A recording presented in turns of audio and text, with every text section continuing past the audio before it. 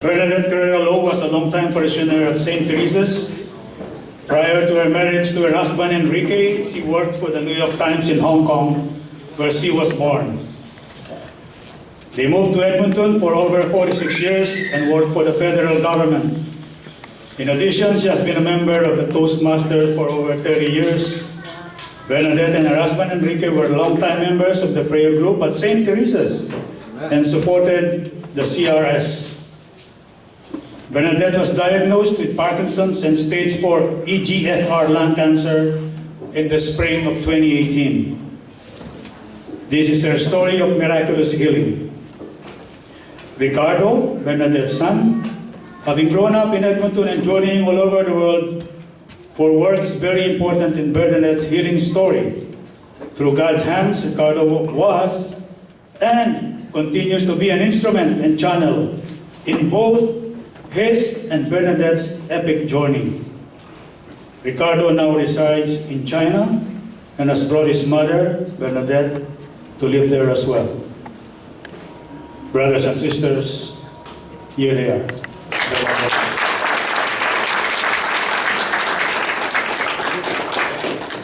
I can start now?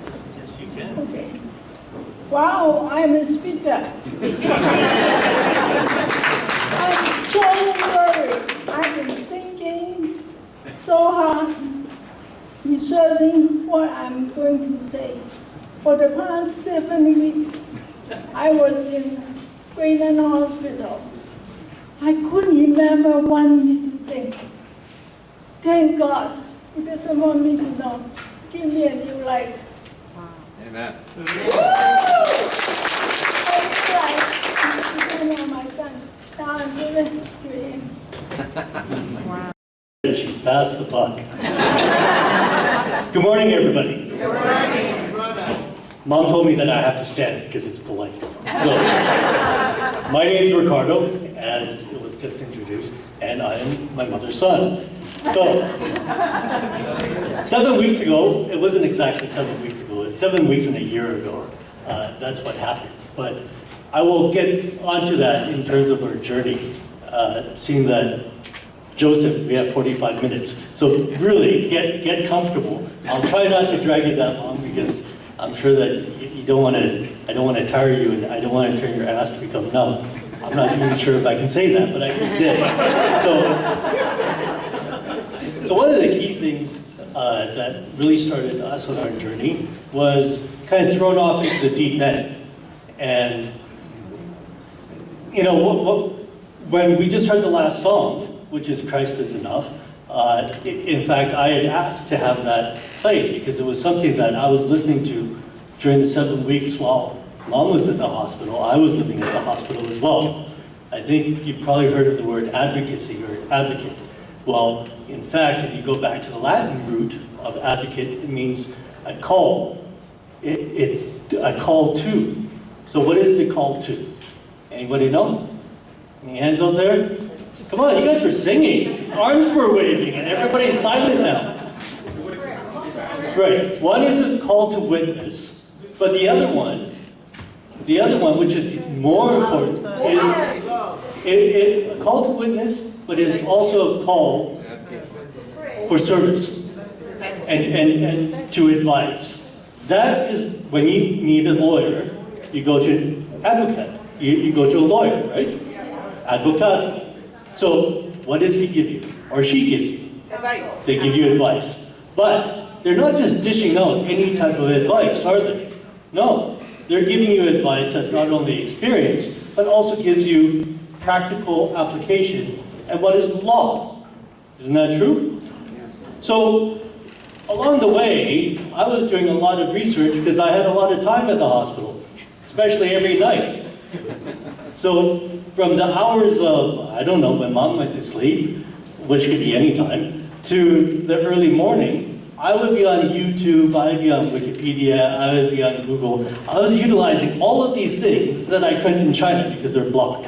So I was having a great time. But at the same time, what I was doing was I was educating myself. You cannot be an advocate and just witness without being educated about what you're going to do. Lo and behold, behold, I didn't realize that I was not only an advocate for my mom, but I was also an advocate for her nurses and doctors as well. And the reason why is because I would read the charts before they would. And I would know the charts like the back of my hand. And every Monday when her neurologist came, he would say that she would need more medication. And I'd question him why. And he said, because. I said, well, did you read her report? I said, I know you did. The nurses told me. I know them by name. And I said, I'm recording everything as well. I have a direct feed, which after my recording will go to our lawyer. And it's not because I'm being bossy or it's like, oh, well, you know, how great I am. It's the fact that I've realized that if I'm going to be an advocate in the true sense of the word, then I have to be from beginning to end. So I was an advocate as well for them.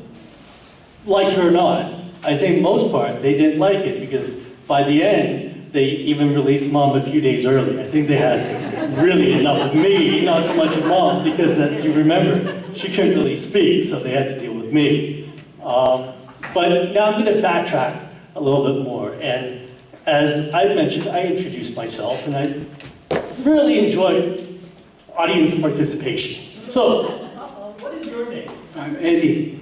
Very good. Nice to meet you, Eddie. Sheila. Nice to meet you, Sheila. Oh, I see some of these eyes. Oh, don't come to me. Oh, good God. Now you're praying for God, aren't you? Good morning. Good morning. What's your name? Ethan. Nice to meet you, Ethan. Good morning. Good morning. Marie. Your name's Marie. All right. So, I've asked a few people their names. And it's fantastic because up here I can see all of your faces. Down there, you can hide behind other people's backs. And some of them were looking down. I mean, you were more focused on the placemat than probably your breakfast. But the thing is that when I asked you your name, I think most of the people said their name loud and clear. But you also know that there's a lot of people as well that if I was to ask them, they may have forgotten their name as well, just for the sheer fear of being put on the spotlight. Isn't that true? Haven't we all been there before? Raise your hand if you haven't. I have. I think everybody has, right? So, this is one of the questions that always bugs me, is that if we have a name, and if God calls you by your name, but you're too meek to remember what your name is, then what are you supposed to do to advocate on his behalf? Because not only am I advocating on behalf of Mom, and then I was a pain in the butt with all the doctors and nurses over at Grey Nuns to the point where they kicked me out. But in a way, we're also advocates for God, aren't we? Right? We're a witness. We're not only just reading the Old and New Testament, but we're actually the embodiment of the Old and New Testament all in us, right? And we also advise in our own different ways. Sometimes you advise one person, other times you advise many people. This time, Joe made us sit up here and advise you guys.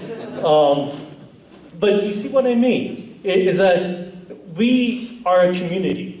And the fact that we are humans, we have to communicate. And if we don't remember the most basic and crucial elements of communication, which is how to introduce yourself, then we're lost. Because, why? Because you've forgotten yourself. You've forgotten who you are. You've forgotten your name. Our name, we actually have two. You have your given name, right? Your last name, your first name. But we also have another name. What's our other name? Does anybody know? Confirmation. We're Catholics. We're Catholics. We're Christians. At the end of the day, we're Christians. Catholics is a phenomenal word because it's not only who we are, but what does the word Catholic mean?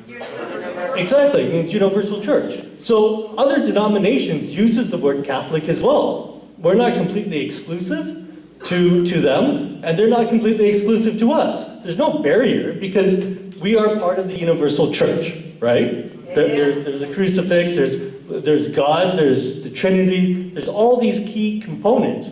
The components are all there, but a lot of times we tend to forget, especially when it comes down to our name. So, during this whole experience, I was called by my name many times, but I think my mom can testify when my parents called me by my name, a lot of times I was too busy, or I had other things to do, or I just didn't bother to listen.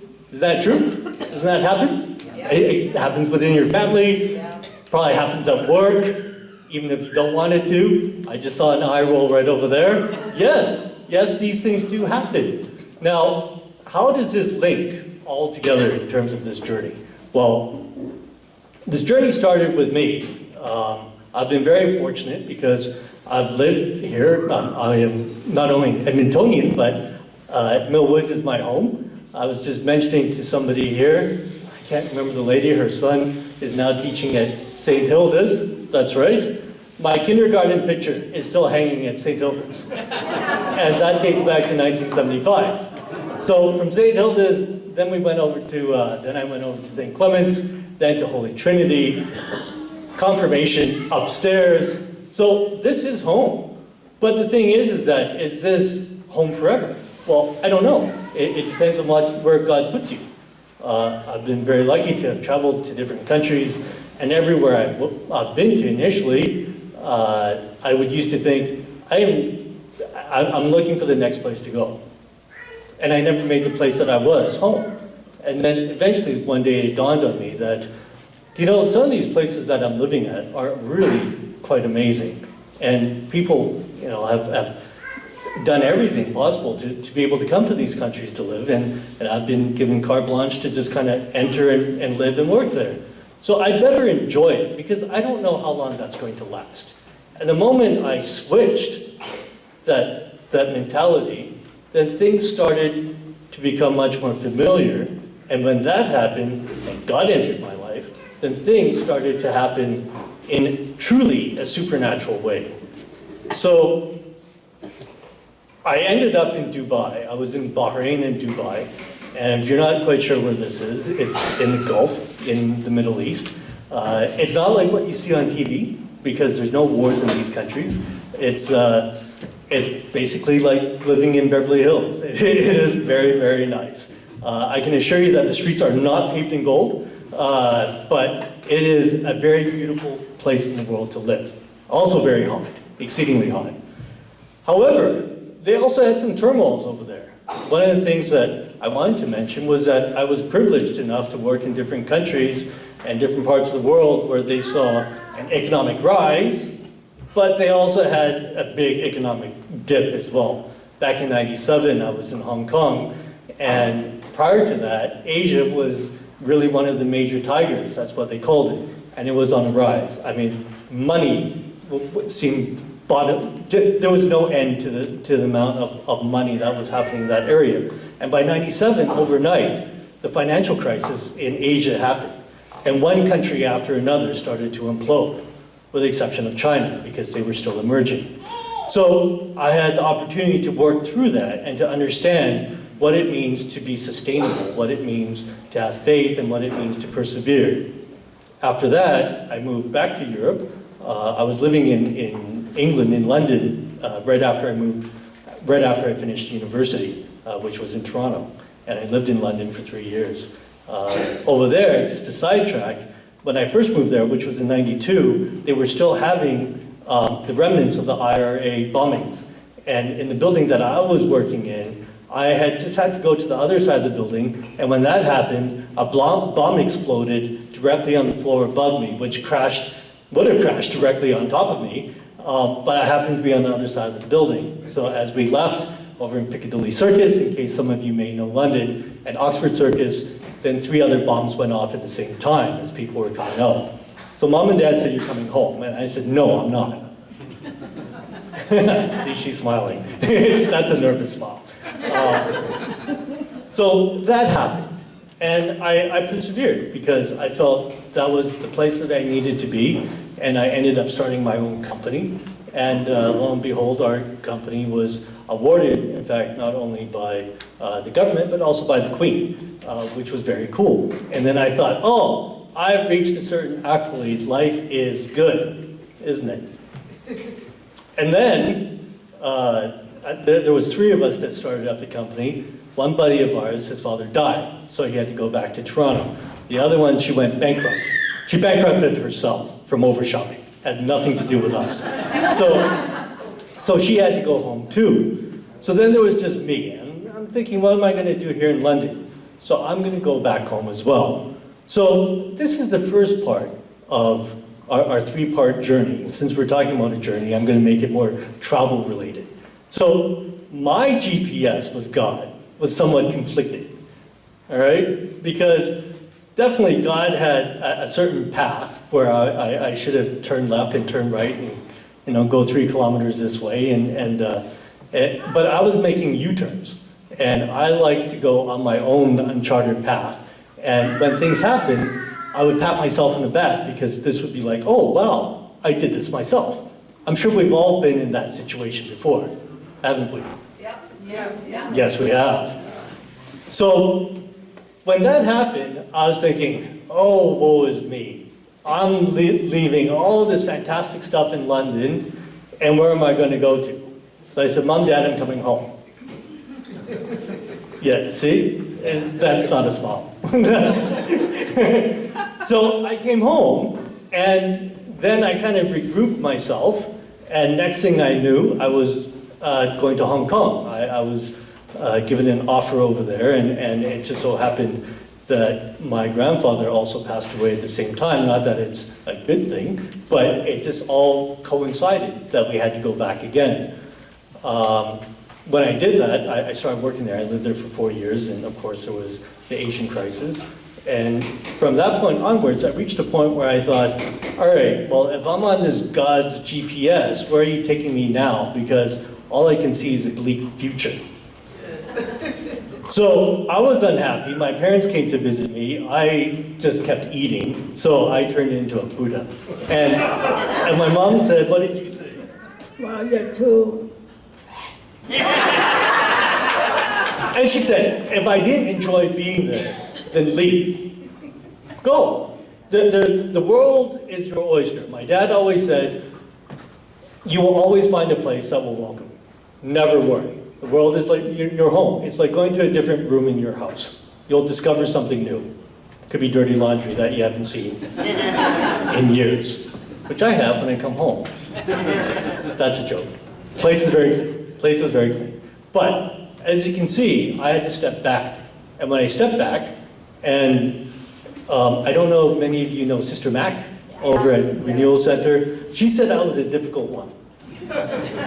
You know, Mom and Dad would be praying with her, and Sister Mac, and who was it? Betty. I don't know if some of you knew Betty. So some of these people. And I remember she told me, she goes, no, you're never going to be a priest. And I was like, all right, that's fine. But God is going to use you for something. He's putting you in these different positions where you're always meeting key people that somewhere along the road is going to circle back, and they're going to make an impact on what you're going to do next. So that was Sister Mac. And she's always been in our prayers. She's a phenomenal person. I still say her in the present tense because it's like she's always here with us. So now going back, in Hong Kong, as Mom said, I was obese, and I quit. I did. And this was during the financial crisis, and people were saying, why would you do that? Did you get fired? You know, all of these different things. And then one thing led to another, and I said, no, I just decided it was time to go. And it was something in the back of my mind. Every time this happened, something in the back of my mind said, all right, now's the time to go. It's kind of GPS. But each time that happened, it would be louder to the point where I had to step back. So I stepped back and came home. Came home and I decided I had, put enough in reserve, I had enough time, and I had no job. So I was going to go on a round the world trip. Bought the tickets. I was in Washington, D.C. a weekend. My cousin receives a fax and calls from my mom, you need to go to Italy. And I'm like, okay, that's a joke. So I didn't even bother thinking about it. And then again, they received another fax that came over to me, said, you need to go to Italy. So I did. I was like, okay, fine. I went over to Italy, and yes, lo and behold, the company had headhunted me over there, and it was really quite amazing because as I was waiting for my visa, the owner of the company died in a car accident. And I thought, well, I'm back to my holiday again. But it was his wife, Mrs. Trussardi, I called her Mrs. T, and she said, no, make sure, speak with the government, we're going to get his visa processed in the next 12 hours. And they did. Over in Edmonton here, the Italian consulate, they just called me up and it's like, it's you again. Yes. Because I was there previously and it's like, come over here, get your visa, leave, we don't want to see you again. I don't know why I have this kind of lasting impression on people. It's not on purpose, I promise. But, so I went to Italy and I was there for a year and a half and it was phenomenal. I was traveling around the world and again, yes, I was in a position where I was able to meet a phenomenal amount of people in a whole range of walks of life, but also in the very upper echelons of society, you could say. From there, things were getting uncertain again. And then an opportunity came up in the United States. And I always figured if I was going to live and work in the US, it would either be in LA or in New York. Well, lo and behold, I was flown over to LA and there was a job offer, but I wasn't quite sure if I wanted to take it. I just thought, well, in Italy, my office is fantastic. I can see the mountains on one side. You know, the Duomo in Milan is on the other side. I've got 2 balconies. Life is good, right? And then I see the office over in Los Angeles, and it's in the industrial area. And sometimes it smells like bacon, and other times it smells pre and post, slaughterhouse. And I'm thinking, this isn't the LA that I'm going to. I really don't like this. But for some reason, it had to happen because things were changing dramatically over in Italy. And I just went, all right, Mom, Dad, guess what? I'm moving to LA, right? Yes. Moved to LA. So from LA, I thought I was going to be there for maximum a year and move back to Italy or move back to, I kept on thinking of moving back to places.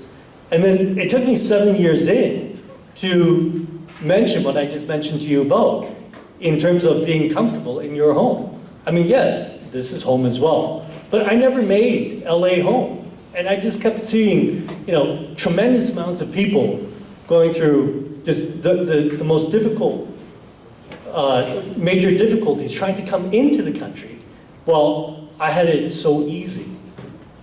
And in that sense, I just figured it was time to start putting back. And as I did, it was fantastic because I was awarded by the US Congress for our community work. I was with the Junior Chamber of Commerce and with Rotary Club, different things like that. And these, again, helped along the way in terms of the journey, which kind of brings us here right now. 13 years later, things had reached a point where I wasn't quite happy where I was living, being in LA, doing what I was doing, and I thought there's got to be something better.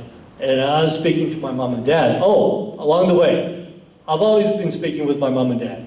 So there's always been conversations going on. It's as tumultuous, I guess you can say, as my conversations with the big guy upstairs.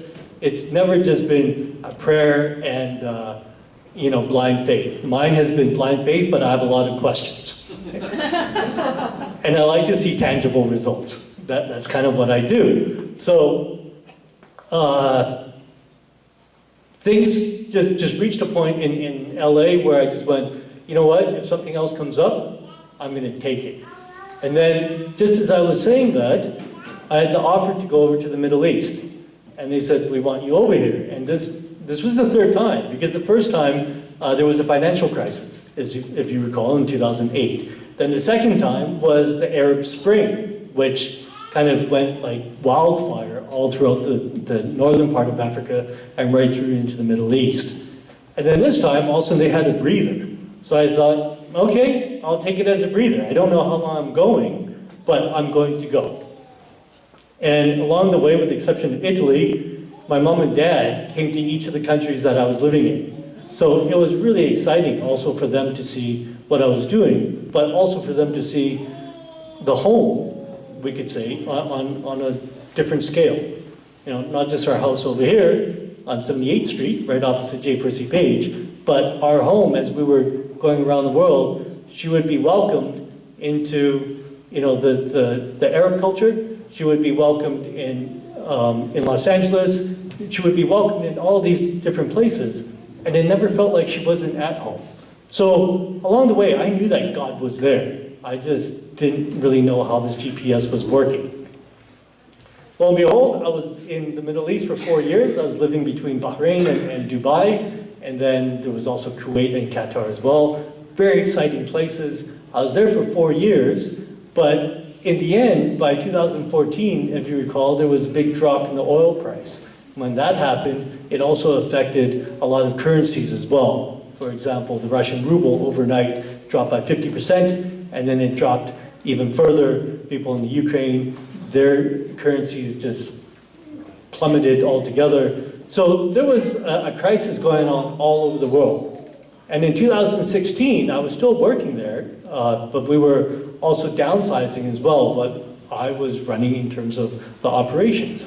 But I took a holiday. Mom was already in Hong Kong. Just to backtrack a little bit, 5 years ago, right? My father passed away. And so it was my mom. She was kind of between here and bouncing around, going to far off lands, coming to see me. But at that time, she was in Hong Kong seeing my aunt and my uncle and some of my relatives. So she was visiting and said, I'll come over to Hong Kong, and we ended up going to Guangzhou. My flight connected through Dubai and then to Hong Kong and then up to Guangzhou. When I was in Dubai at the airport, it was really interesting because I would see a number of people from Africa and from other parts of the Middle East going to China and vice versa. And these people were in trade. They were merchants. They weren't going over to China for labor work. They were going over there because they were entrepreneurs. They had their businesses. They had trade not only in the Middle East, but with Europe, with Russia, with other parts of Africa, and then also with Asia. And this was really interesting, and this piqued my interest. Because of that, as we were traveling, I thought, oh, it would be interesting to take a look at the university over here. The back of my mind, I had always thought it would be great to be able to do my MBA, because right after university, many years before, I had applied to the Royal College of Art in London. I was shortlisted, but I wasn't accepted. In any case, I went to London anyways. I ended up being a guest speaker back at the university, and I thanked the dean for not accepting me. But fast forward over to China, we were traveling around, and that was just in the back of my head, because I thought there was something really unique what's happening now in Asia. The reason why I say Asia is when I was still in Dubai, I said, oh, I'm moving over to China. My friend said, well, you're not going that far. You're still in Asia. We've been trading for thousands of years. If you say you were going further, then okay, fine. But you're still in Asia. But anyways, you know, God be with you. Have a great trip. For me, I started the ball rolling in terms of looking at universities. And for some reason, I ended up doing the research at this one university called Sun Yat-sen University, Lingnam College in Guangzhou.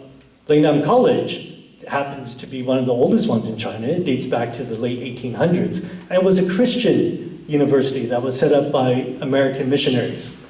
So it has a very underlying Christian connection, and also a deep-rooted connection with the United States. The other reason why was they had a program, the International MBA program, was developed by MIT, which is Massachusetts Institute of Technology, over in Boston side. So this piqued my interest, but the thing was that they were only accepting 8 people out of a class of 38 people. The 8 was international students worldwide. So I put in my application. I needed letters. So I backtracked a little bit, and then I called up all the people that I knew in the past I guess you could say during my whole tenure of apprenticeship. And I said, I'm going to be doing this, would you mind writing a letter of recommendation? And it was fantastic. It was something that all of a sudden, when I committed to this, it seemed like, one, divine intervention. Two, everything was just running too smoothly. Do you ever get that feeling sometimes? Like, it's really good, but it's too good. So you're always wondering if something else is going to happen, right? Just in case. A speed bump is along the way. Well, lo and behold, I was very lucky and very fortunate. I was accepted, so I was one of the 8 students, and I finished up what I had to do in the Middle East, moved over to China, and this was in 2016. So I'm in China, and I'm doing my full-time, doing my MBA, and Mom comes to visit me. This is the second time she visits me in December, right? In December. And then early January, for some reason, she was really, really ill. So I took her to the hospital because she was shaking, and I had no idea what was wrong. So I took her to an emergency. They thought that it could either be Parkinson's or Parkinsonism. If you don't know what that means, it could be symptoms related to Parkinson's, or may appear like Parkinson's, but it could be due to other factors. Well, one of the factors that we found out was that, unfortunately, my mom was over-medicated. She was given a whole cocktail of different medication, and that was one of the key things that the doctors had to do, was get her off of that, and in fact replaced it with traditional Chinese medicine. So got Mom to a stage where hopefully I figured we could come back to Edmonton for a little bit, and then I would have to go back because I had to finish my MBA. So I got Mom back to Edmonton, and this was by the end of February 26. And as you can see, this GPS is twisting and turning, isn't it? I'm kind of listening, but I'm not listening. My name's being called, kind of like a backseat driver, especially when I'm driving with my mom. She tells me to turn left or right. Sometimes it's good, sometimes it's not so good. But then again, we go into uncharted territories, and we have a journey. So we're back here, and by March 13th, Mom was having almost like a seizure. So I took her over to the Grey Nuns. And then when we were admitted, just prior to that, see, these are really interesting things. And this is what I'm now going to say goes into the second part, which is my Holy Moses moment. Now you may wonder, what the heck is Holy Moses? Well, Moses was called by God, right? Burning bush, all these different things. I'm not quoting from the Bible, I'm quoting from Charlton Heston and the Ten Commandments. So you get this whole plethora of Hollywood stuff, and still Moses wasn't sure, was he? Right? He wasn't sure. It was like, okay, show me that burning bush, and then show me this, show me that. He was doubting Thomas before Thomas arrived in the sea. So that was me too. I knew along the way that something was leading us to where we are now. But, and even if my name was called at that point, I was thinking, all right, I think I can hear something, but I need to see more.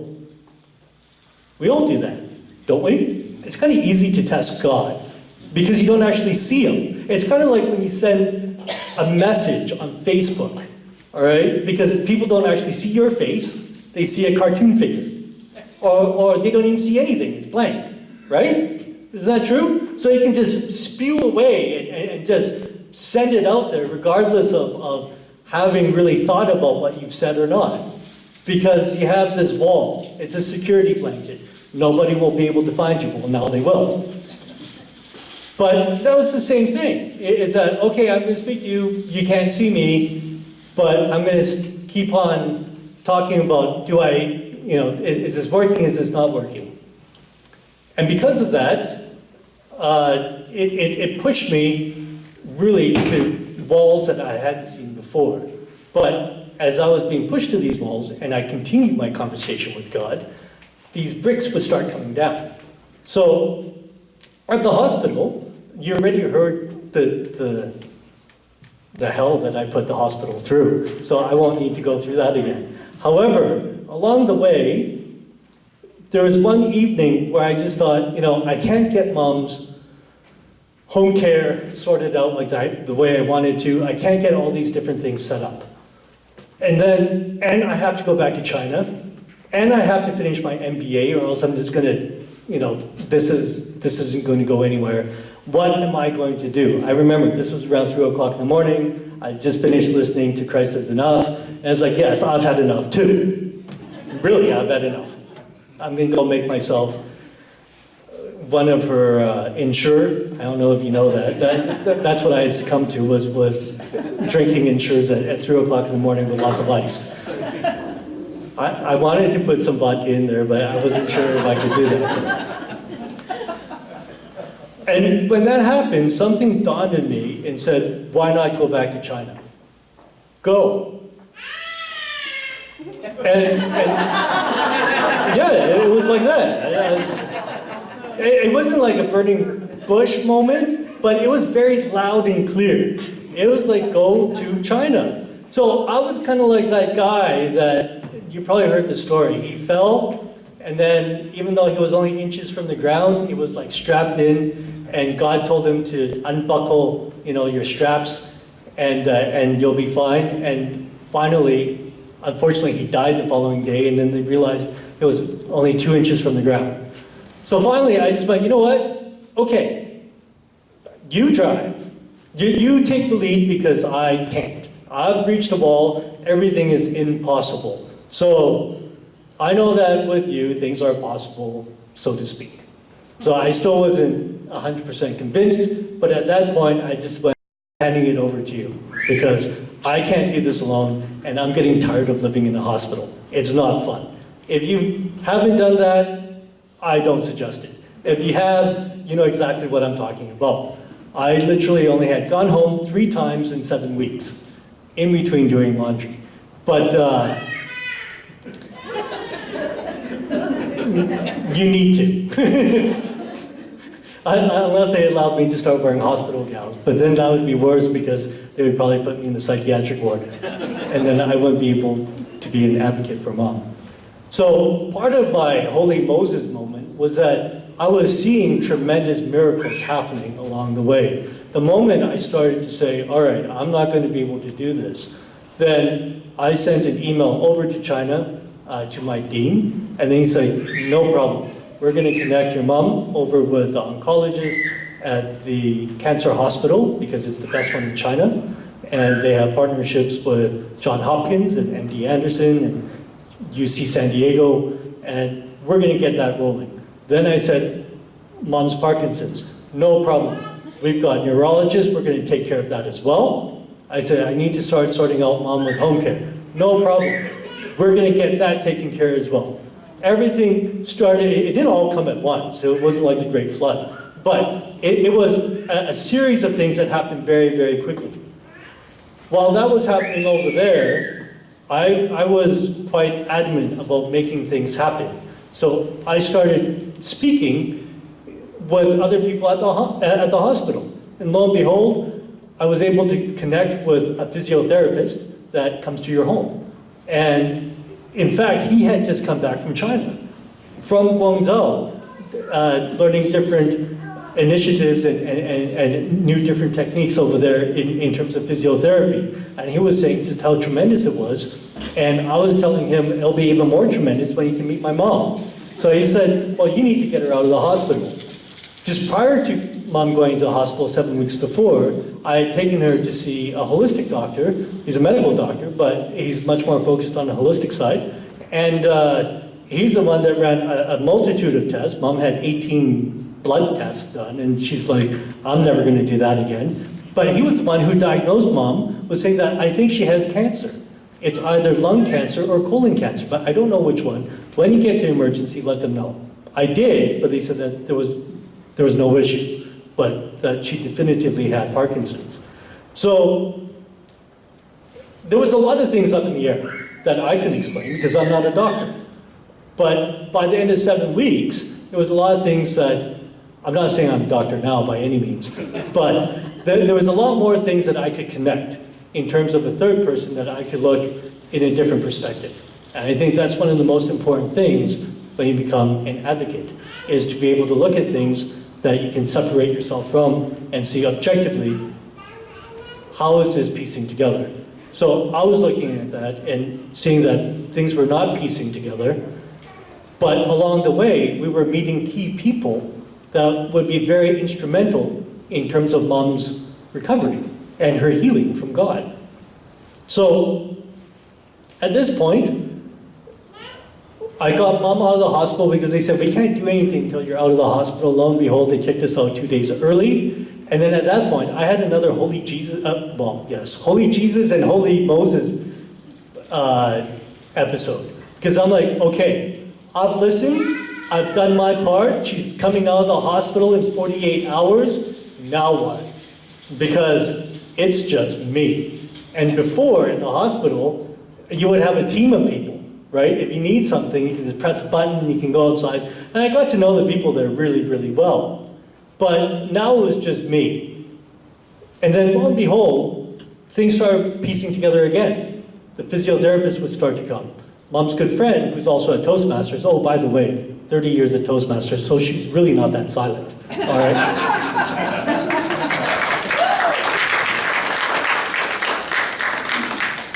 So along the way, we contact Elizabeth, and she's like, yes, I can come over whenever you need. She's a registered nurse, and she also does home care. So I was like, okay, not only the GPS, but my Holy Moses moments are all coming to place. And then, as we were working through that, I remember, where's Felicia? Felicia, there you go. Irene, I don't think she's here this morning. But they had come over to our house to say hi to Mom. I don't even think that you realized Mom was that ill. But in any case, when she came over, she was going, we have a statue of Mother Mary. Which one is it? Lourdes? Our Lady of Fatima. And Irene was there with her, and they said, oh, well, is there any way that you can bring it over to our home? Because they used to do that quite often. Now, this time, they weren't sure because they had to go to another prayer meeting, they had something else to go, and Irene was mentioning that, God bless her, she's fantastic. She wasn't sure if they could coordinate this on time, and I said, all right, well, if you can, we'll see you back here, hopefully sometime within the next few days. Felicia came back in half an hour. I was like, wow, this is miraculous. She comes back inside with Irene, holding the statue of Our Lady, and she goes, Mother Mary won't mind, all right? We went over there, we said hi, okay? And then we had to get the statue because we had to put the Lord's work in practice now. Is that a good paraphrase? All right. And Irene was in tow. Basically, she was just part of the blur that was happening. And then we prayed. And then I was like, okay, here's another moment where I'm going to just put it all out there because I can't do this myself. And then as we were doing that, more things fell into place. So it got to the point where Mom realized that you were really going to China. Yes. Okay. It's not that I'm making her sound like a puppet. But she really did clue in that we are going to China. And I'm thinking, oh God, how am I going to get her on the plane? Because at that point, by the time we left, I didn't tell you the full diagnosis. They said that she had Parkinson's full on and that she would not be able to walk again, ever. So they told us that her new normal would be wheelchair bound. By the time that we were leaving, Mom had lost quite a bit of weight. And then because she couldn't move, she was also developing pressure sores as well, which happens because you're not able to move and you're not able to stand. So there was a number of things going on. And I'm balancing as well as I can, but thankfully we had a phenomenal family, which is all of you guys over here, that were praying and helping and believing that what I was doing was somewhat sane. Because most people didn't. They're thinking, I'm probably taking my mom to her grave. In fact, some of her friends even said that we really wanted to support you, but the way that she looked, it was not possible. It was just not possible that you could bring her to China. And I did. I just thought, when we got to the airport, 12 hours. 12-hour countdown, here we go. On the plane, in the lounge. She was very comfortable. She was on a flatbed. She had duvets, very comfortable on the flight. We get over to China, and then things started happening. We met up with she was doing key treatments with hyperbarics, with this thing called PEMF, which has to do with electromagnetic field. It was all these different things that, in fact, was founded here in the West and adopted over there, and some of these are no longer used here, which is quite strange, isn't it? I guess you can't tax the hell out of people with oxygen, can you? Or electricity. It's not very lucrative. But in any case, we started doing that. And then she started meeting the doctors. And one doctor and another doctor. And these were not just your run-of-the-mill doctors. These were professors and some of the best in the country. It was incredible. As we were, the doors were opening. She was a queue jumper. She was. She never waited, ever, in line for anything. It was always just going in, and every time was so effortless. And then at that point, I went from my screwed up GPS, because I wasn't listening, and God was calling my name, to my Holy Moses moments, where I think even Moses was tired of hearing me say that, to blind faith. It was the fact that if I don't believe in that's happening in front of us, then I should just pack up and go back home. There's a reason why God brought us over there. It's strange that He would have to bring us halfway around the world. At the same time, I've also, just to let you know, I've finished my MBA, so I've graduated. And Mom was there in my cap and gown, and she said that she wanted to see that. So she was right there with her mobile phone and taking pictures and selfies. All right, but it was the blind faith, and it was really interesting because even just 2 days ago, I'm checking my pocket right now, because just 2 days ago I was thinking, what else can I say about this journey? Because it really is a journey, and along the way, as you know, with all journeys, sometimes you say, "Are we there yet?" Other times you have to go to the washroom. Other times you come up with lots of excuses. Is that true? You also recede back to becoming a 6-year-old, even though you're not. I do. I know that. So a buddy of mine sent me this, and it's out of the blue, because they're not even Christian. This is over in China. So it says, "When God pushes you to the edge of difficulty, trust Him fully, because there's 2 things that can happen." Anybody know? Well, one is that God will catch you when you fall, but 2, He'll teach you how to fly. So it's a bit of a bumpy road, isn't it? I guess God never, or Jesus never said that it was going to be smooth sailing. We like things to be smooth sailing. But it's when you overcome that conflict. And yes, probably to my dying day, I will still question. I don't think I'm going to change in that aspect. And hopefully, I think God will appreciate it.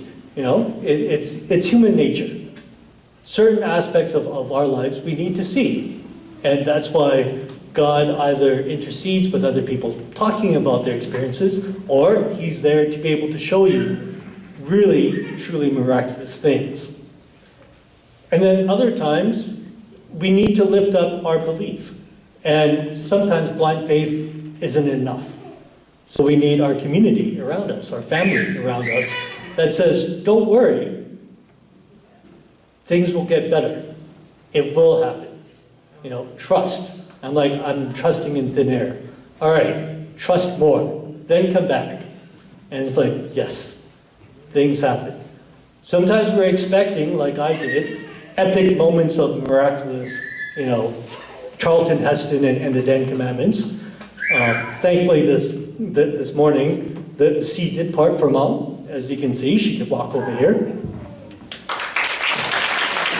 But the key thing is that if all we're doing is looking for that, then it's unfortunate, because then we've desensitized ourselves to the fact that we can only see things that are of epic proportions, and we forget the small miracles that happens every day of our lives. And worst part is that we also forget who we are. We forget our name sometimes. Or we do know our name. Hello. We do forget our name. We do know our name, but we're too embarrassed to say it. It happens. Sometimes people say, well, they'll make fun of my name. Or they won't know how to pronounce my name. Or else, I'm so nervous I can't even pronounce my name properly. It's true, right? It happens, it's human nature. It's also kind of like grade 2 happening all over again. And then all of this starts becoming overwhelming, and people are like, I've forgotten who I am. Well, I'm going to ask all of you 2 things. Have I said enough, Mom? Yes. Should I just put my hand behind my mom's back? Have I missed anything? No. Thank you. All right, so I'm going to ask you to do one thing. Because first of all, I think you're all a bit tired and possibly bored of listening to me. But the other thing is, I'm going to ask you to stand up and stretch a little bit. But I'm not only going to ask you to stand up and stretch. I'm going to ask you to say 2 things. I'll give you a practice run. The first is I'm going to ask you what's your name. So I hope to God you remember your name and you can say it. But the second one is I'm going to ask you what's our name. So do you want to give this a practice run? What's our name? Christians.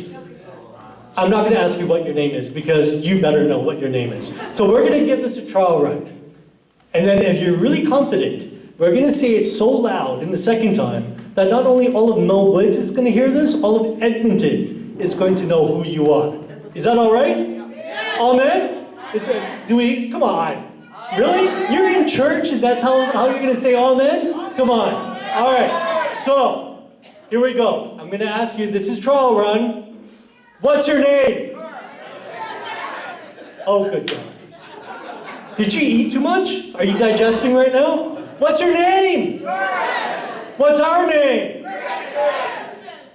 Are we ready? Yes! Okay. What's your name? What's our name? Is everybody saying it? All right. Well, thank you very much for listening to our testimonial. This applause is for all of you as well, not just for us. Thank you very much.